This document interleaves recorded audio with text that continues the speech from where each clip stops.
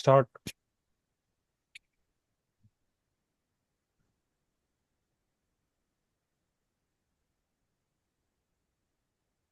Hi, my name is Pritam Mohanto, and thank you for to give me this opportunity to introduce our project.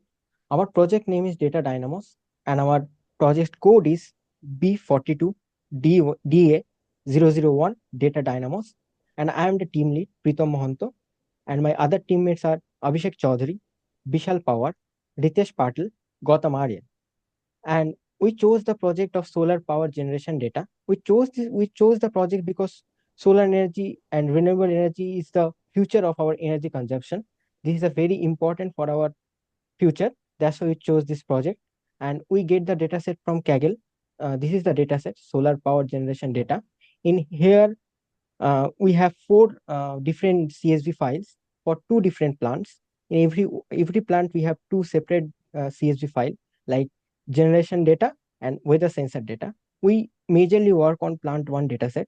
So in plant one dataset, in generation data, we have columns like date time, plant ID, source key, then DC power, AC power, daily yield, ambient time, daily yield, and total yield. And also in weather sensor data, we have some common columns like date time, plant ID, and source key. And we have some different columns as well, like ambient temperature, module temperature, irradiation, etc. Irradiation, etc. And we do all the visualization, EDA, all those things on these two datasets, some in combined and some in differently. And and the more thing will be discussed by my friend Abhishek Chaudhary. So Abhishek, over to you. Okay, good evening, everyone, and thank you, Pritam, for describing this project. And now I will walk you through the Streamlit tool that we have used to build this project. So one of the key highlight that we did in our project is the important key highlights of the matrices. So here you can see different metrics that are available in front of you on the dashboard. It is like that total DC power, total AC power, unique plants you have, average ambient temperature, average module temperature, and total irradiation per meter square of solar power panels. So by seeing this, user can make quickly grasp important insights, and this will also make sure that user can make decisions much faster and more efficient, and he do not need to think about the large data set. So that is the most important point for this. Apart from that, we also added sidebar option. So user just click on it and use it. And also data selection option is also there. So for example, if the user want to select the date like 15 to 22, then he can clearly see that all the options by just selecting that required dates. Apart from that, there are various checkboxes. There are checkboxes in the data exploration part also, and we have also provided checkboxes in KPI selection. So as per the user requirement, he can see whatever the data he want to see. So for example, if he want to see the total power generated per day, then he just click on it, and here he can see the different options available.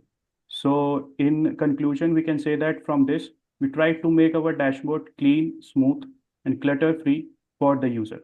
So I think I have make all the points in the Streamlit tool. Now my team member Vishal will walk you through the data visualization technique that we have used in our project.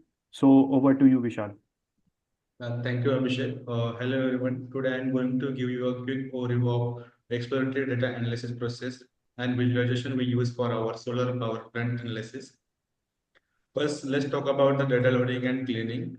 We began importing by two data sets from CSV files, one for generation data and other for weather sensor data. To ensure our data set was clean and consistent, we dropped some unnecessary columns like plant ID and converted date string into proper date type. Moving on visualization part, we use several types of extract actionable insights. One of the visualization was pie chart. So can you move? Okay. These were used to display the distribution of AC and DC power across different dates. By visualizing the power distribution, we quickly identified which days contributed most to the overall energy production. So can you show the correlation heat map? Okay. In addition, we created a correlation heat map using Seaborn. This heat map provided an overall view of how the numerical sensor data variables such as ambient and module temperature along with irradiation levels related to one another. It helps us to spot any strong correlation that might influence the power output. So over to you, Ritesh. Thanks, Visha, for giving me a chance. As Vishal tells about the how's the visualization was. Now I will talk about the KPIs that we have generated through data, and as you can see that the total power generated per day. Per day, we have created the visualization on the basis of the date and the AC power, and you can look in that the AC power we have generated per day. You can see that through the visualization of bar chart. After that, average hourly power output means in an we are generating how much power output. You can see through the line chart, and the red line is describing about the DC power, how much DC power is taking output, and the blue line is describing about the AC power output. After that, the efficiency analysis. We work on how much efficient the solar plant is, and after creating a line chart on a daily basis, we have generated some key insight from that, and we have created a line chart, and you can see that the how much efficient the solar plant is. After that, how much power loss is happening during that energy production. You can see that through the bar chart, how much power is we are losing on daily basis. After that, uh, impact of temperature on a power generation. As we are generating power through a solar energy, that means the temperature is most important factor for that. And as you can see that through the scatter plot, that as the ambient temperature is increasing, the power the AC power is also getting increased, and so they are strongly related to each other. And after that, we have created module temperature versus power output. Means as the temperature is increasing, the power output is also getting increased, like that. Thanks. That's it from my side. Next, over to you, Gautam. My name is Gautam Aran. I would like to conclude the today project solar power. Mhm.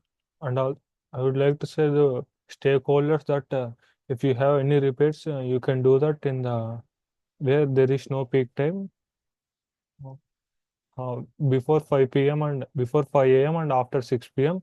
So it will don't give any loss to us, and it will be very helpful. And if the temperature is increasing, then the solar powers you can increase because you can get more profit from that. Thank you.